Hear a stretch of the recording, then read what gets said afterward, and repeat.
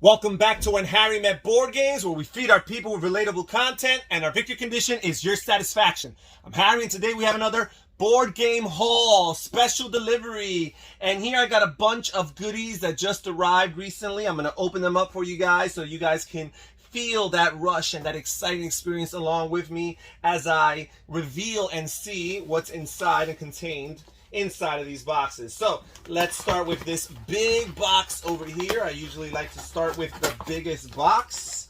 You think that it would be the most exciting, although that's not necessarily the case. And it seems like there's a few things inside of this box here. Oh, first of all, we have Coal Baron, the great card game. And I have really enjoyed playing Coal Baron, the board game, the original by Wolfgang Kramer and Michael Kiesing, same designers as the card version here.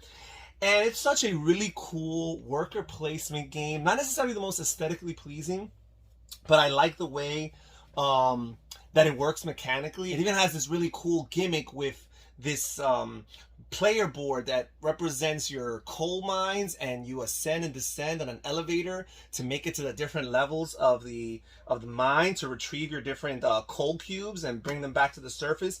Really cool game, contract fulfillment, resource management, worker placement. So I figured, hey, let's look into the card game. And I will tell you this, I am surprised at how big this box is. I imagine that it being the card game, it would be a smaller box. I wonder what's inside of here.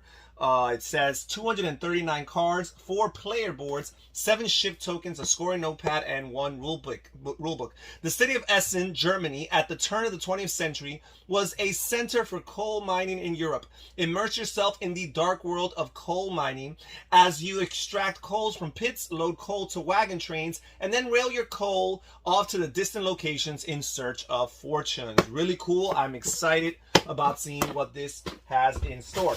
Now let's see what else we have in here. Oh, what we have here are 3 expansions for a game that I love, and that is Alhambra. And I already have the Alhambra, the Vizier's Favor expansion, one of the expansions, and I like all the modules in there, but I wanted to try some of the other expansions as well. And here we have the Thief's Turn.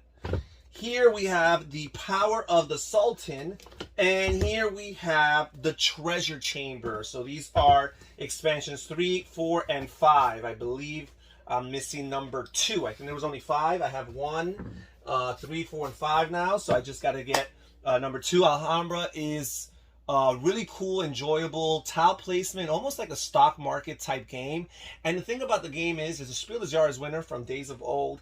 It is a very gateway level type game, very easy to learn and not very cumbersome as far as the rules and the explanation is concerned. But I feel like it can use a little bit of these expansions to take it to the next level. I do find that the modules in Vizier's Favor does add a little nuance of additional strategy to the game. So there is that. And that was the first box there. Now let's see what else is here. We've got this box here, and I believe that this is an order from the Geek Market, a purchase that I got from the Geek Market, most likely used. And let's see what's inside of here. Oh yes, indeed, from the Geek Market. And I've got here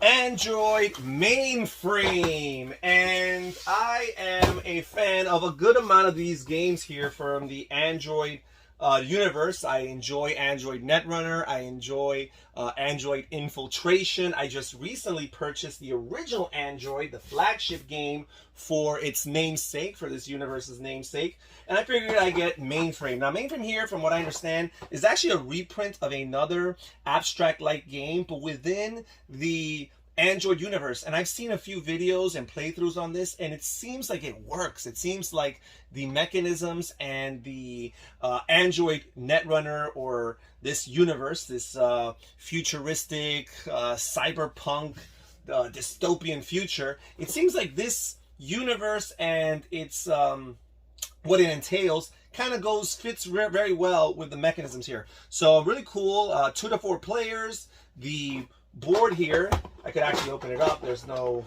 shrink on this. You put these pieces together here. Really, really cool. Thick plastic here.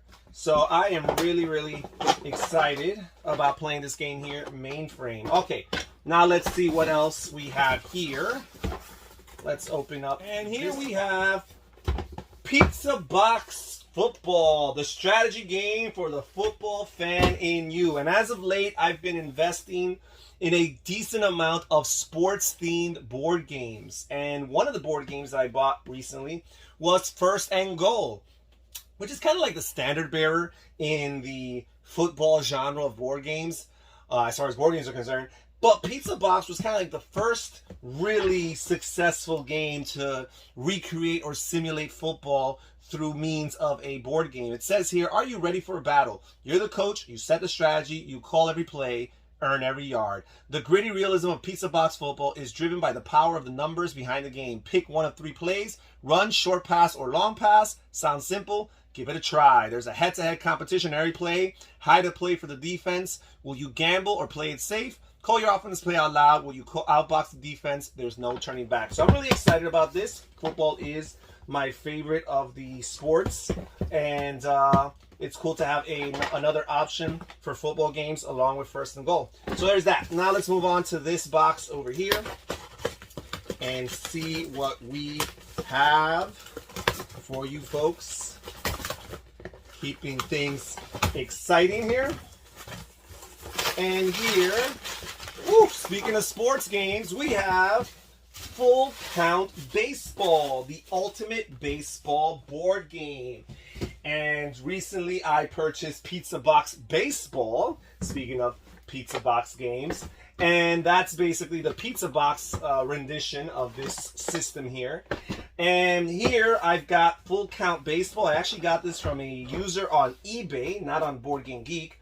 And it's an interesting game. It looks very light, but it kind of simulates the idea of baseball, mainly through the interaction between the batter and the pitcher, and kind of how the pitcher is trying to surprise the hitter, and I guess the hitter is trying to anticipate and speculate as to what the pitcher is going to do. And it kind of recreates that through some interesting card play. So I found it to be very, very neat, and I found this at a pretty good price used, again, on eBay. So that's Full Count Baseball. Let's see what the box says. A strategy game for savvy fans. Learn the rules of baseball. Fun for the whole family. I guess you can learn baseball through this board game here. So now let's see what we have here. The packages are starting to get smaller, but that does not mean that they're any less interesting.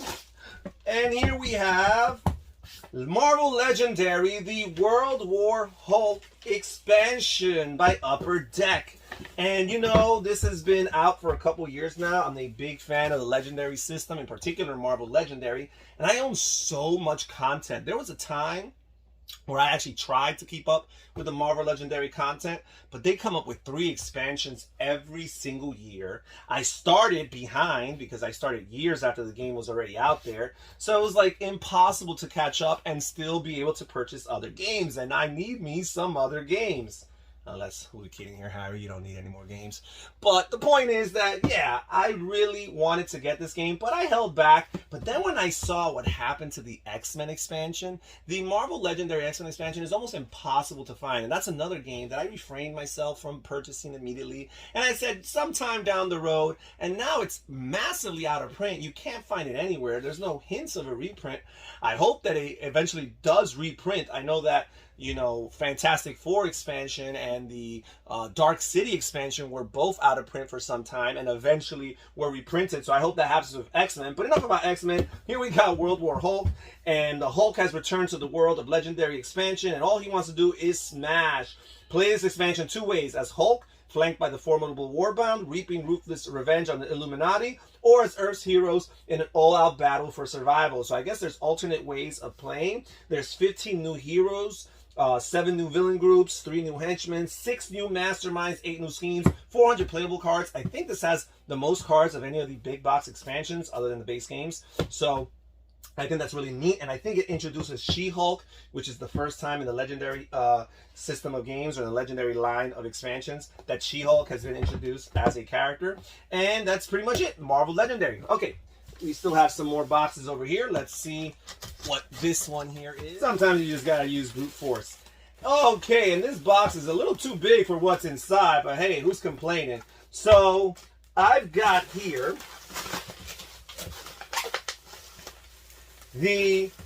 I've got two little expansion packs for Roombound here.